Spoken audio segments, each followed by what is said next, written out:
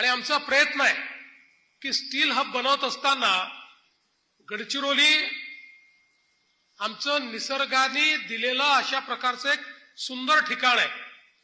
त्यामुळे इथलं जल, जमीन आणि जंगल या तीन गोष्टी आपल्याकरता अत्यंत महत्वाच्या आहेत। या ठिकाणी आम्ही एक निर्णय केला की गडचिरोलीमध्ये वन आच्छादन तर आहेच, पण अधिक वृक्ष आच्छादन वाढवण्याकरता 5 कोटी झाडं ही गडचिरोलीमध्ये लावण्याचा आम्ही निर्णय घेतला। त्यातली 40 लाख झाडं आतापर्यंत आम्ही लावलेली आहेत। येत्या 2 वर्षामध्ये, 2.5 वर्षामध्ये 5 कोटी वृक्ष हे आम्ही गडचिरोलीत लावणार आहोत।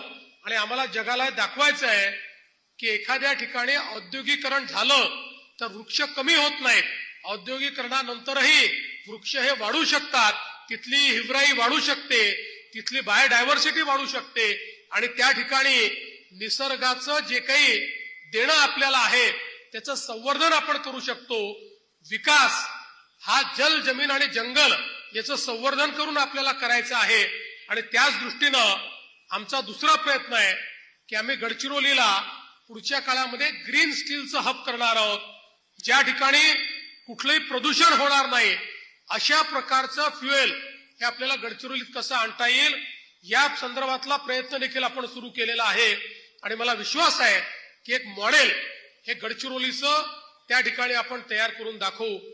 आज या निमित्ताने मी एवढंच सांगतो की गेले काही वर्ष मी सातत्याने म्हणत होतो की आपल्याला नेहमी गडचिरोलीचा उल्लेख हा महाराष्ट्राचा शेवटचा जिल्हा म्हणून करतात। आम्हाला गडचिरोली महाराष्ट्राचा पहिला जिल्हा म्हणून त्याचा उल्लेख करायचा आहे, महाराष्ट्राचा प्रवेशद्वार म्हणून गडचिरोलीचा उल्लेख करायचा आहे। आणि आता त्याच्याकडे गडचिरोलीची वाटचाल ही सुरू झालेली आहे। आणि म्हणून मला विश्वास आहे की पुढच्या काळामध्ये या वाटचालीच्या माध्यमातून शेवटच्या गावापर्यंत आम्ही विकास पोहोचवणार आहोत।